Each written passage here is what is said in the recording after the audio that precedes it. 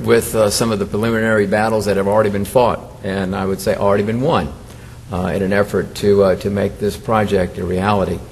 She and Councilman Guillen had gone to Washington, met with some of the consultants up there, and talked a little bit about the fundraising and about the project, and I think she came back very excited and very enthusiastic, and that was really wonderful to see.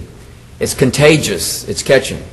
As you look at the pictures here and you see this facility, and you recognize the promise and the potential of this facility for our community, it's just really a wonderful thing to be a part of.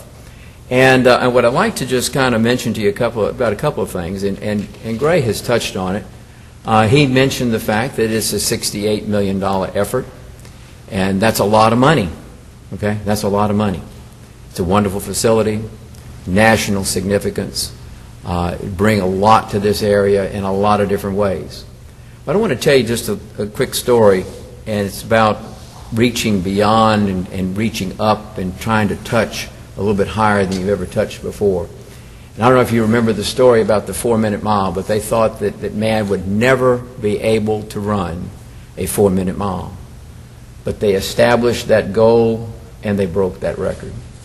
That's the nature of human beings. And if that's the nature of human beings, it's also the nature of communities.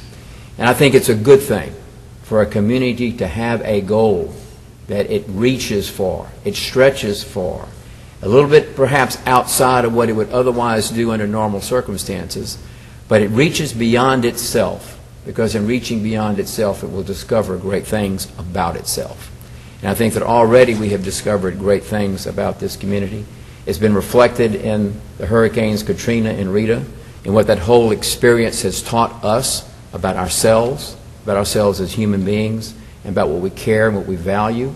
And what I would say to those who would suggest that, well, a facility like this, that should be in a city like New Orleans or a big city or this, that, and the other. And I would say, well, okay, we put it in a big city and then it becomes one of many attractions. We put it in a city like Lake+Charles, it becomes a main attraction.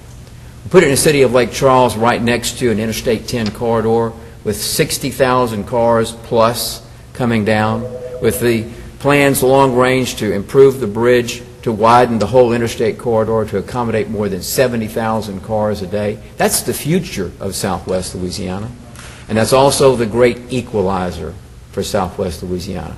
It is a pipeline of commerce, and I would dare say that you could be in New York City, and I would challenge you to be able to build a facility like this within spitting distance almost of a 70,000 vehicle corridor where 70,000 cars travel it every day.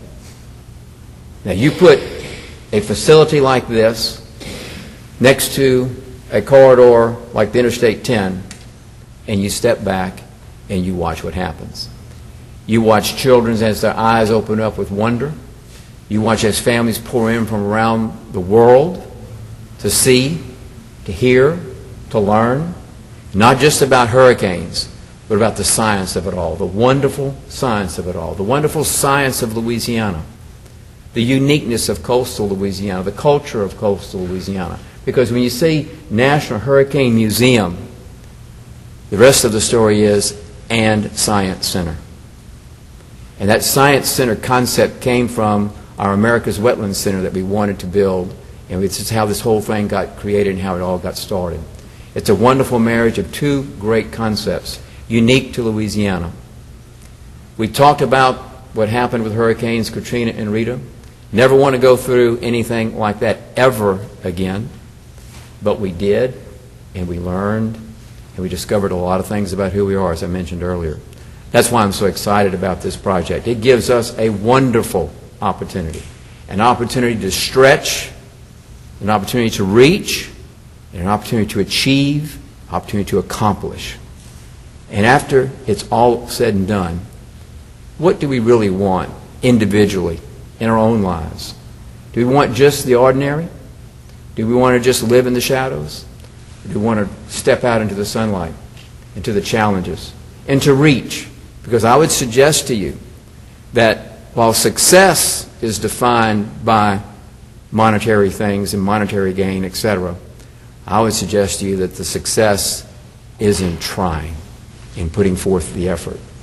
You know, I think it was Teddy Roosevelt that said, it's one of my favorite quotes, about the man in the arena whose face is marred by the dust and sweat and blood. You remember that? Have y'all heard that? Who spends himself in a worthy cause, who at best, if he wins, knows the thrill of high achievement. But if he fails while daring greatly, knowing that his place will never be with those cold and timid souls who know neither victory nor defeat. This community is a wonderful community. I can't tell you how many times I have been told by people who have visited here that it's really unique and it's really special. Just the other day, I know you're going to think I'm making this up, but I'm not. I can show you the email. George Lepp, and Sammy, I don't know if you remember George Lepp, outdoor photographer, field editor, came here before the storms, went down to Cameron, did a whole spread for his magazine about southwest Louisiana, called it the Cajun Riviera. Sent me an email the other day. He said, you know what?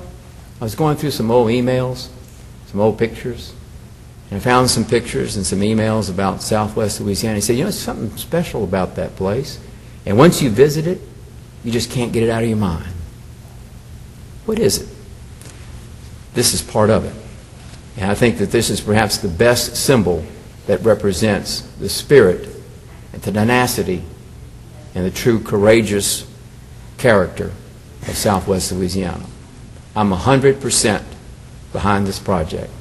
And I'm going to ask the citizens of Lake Charles to vote for this project and allow us to just do a very simple thing.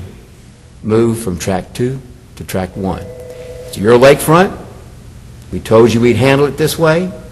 We're coming to you and asking for your permission. But you say yes, and I guarantee you, you'll never regret it. Thank you.